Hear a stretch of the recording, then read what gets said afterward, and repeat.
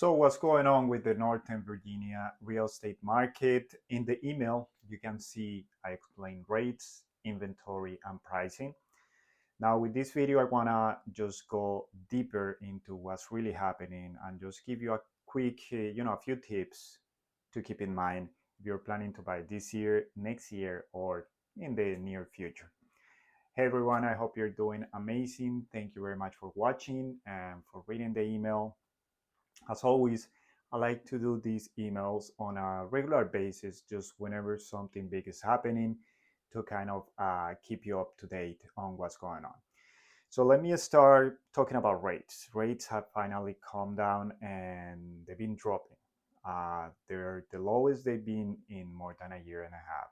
And that's something that is really it motivates a lot of people to come out and start looking at homes or get prepared, getting pre-approved, talk to a lender, because we might see them come even lower. So keep that in mind. So now, next thing I want to touch base on is inventory. Inventory has increased in ways that we haven't seen in the past 3 years, and those are great news, right? Because 2 years ago, 3 years ago, it was really hard to find a home.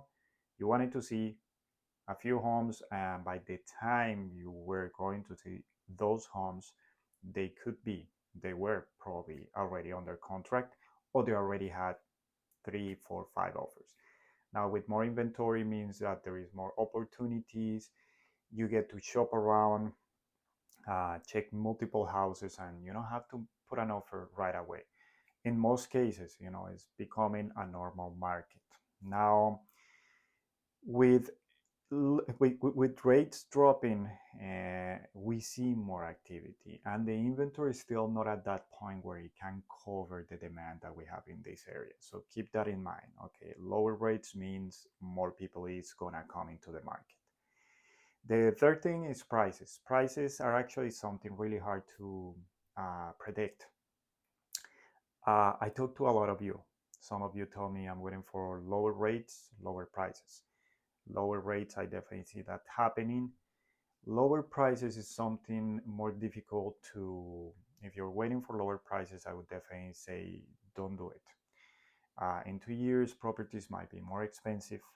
The demand is what's pushing those prices up. Now, with the rates coming down, that means that more people is gonna come out and look for a home, put offers, and try to get a house. And that means that consumers will offer over asking. So when you think about prices, prices is not something that me as an agent or sellers decide, okay, I just want to put my house on the market for 200 over what actually costs. Now we go over comps. We look at property that have sold in that area in the past 3 months, and then we use that price to price the listing that we're about to put on the market. And then when the buyers come and they start bidding, if that's a bidding situation, they start bidding because they want the house 50 over, 100 over. I'm just being exaggerating a little bit, but I've seen it happen. And when the house sells, right? Let's say I put it on the market for 1 million and it's sold at 1.50. That means that now whoever comes next to put a house for sale in that market using the comps is going to say 1.50 is what the houses sell for. Okay, so that's how kind of like the way it works when it comes to pricing. But just keep in mind, prices are going to be there steady for a long time, at least until we see more inventory and less buyers. That's probably when we start seeing prices drop. Now, with that being said, okay, so rates are great, inventory is great, prices, up and down. We might see homes sitting on the market for longer. That means that, yes, they're going to cut the price, but it's a location by location situation, case by case, I want to say. Just keep that in mind. If you're waiting for lower prices, maybe rates are better. Get better rates and locked in your house, right? Buy it right now, because in 2 3 years the rates drop below 6, then you're going to have an opportunity to refinance, and that means that you already locked in your home. You didn't pay maybe the houses are gonna be 50 more in a year or two, then in a way you kind of save 50K, if I may say. All right. Other than that, guys, well, everyone, I just wanted to drop this video, let you know the whole commission situation is being pretty normal. Most sellers are offering commission paid to the buyer agent. This is now part of the offer. Just keep that in mind, because whenever you want to see a house, you're gonna need an agreement in place with your buyer agent, with the agent you're gonna be working with, and in that agreement, you're gonna see that commission. That's gonna be your responsibility, but keep in mind that that's going to be included in the contract. So you're asking the seller, hey, I need you to pay this much to my buyer agent, and then it becomes a negotiation. So, but things have been pretty normal.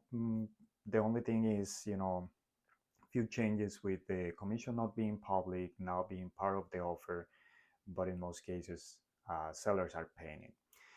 Other than that, better market. I know many of you might be waiting for even better market. So hopefully by the end of the year or next year, we can see better things.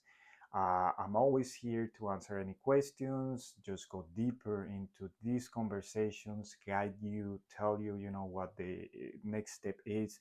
And I feel like sometimes if you're thinking about buying in 6 months, a year or two, it's better to start getting prepared right now. Start talking to lenders, start looking at what you need and where you are at. So you're prepared, and then you can plan ahead. And something I like is to talk to people. I have a lot of conversations on a daily basis with consumers, and I like to provide that information. So if you ever feel like you want to talk, give me a call. I'll be here for you. Other than that, have an amazing week. Thank you for watching, and until next one, take care.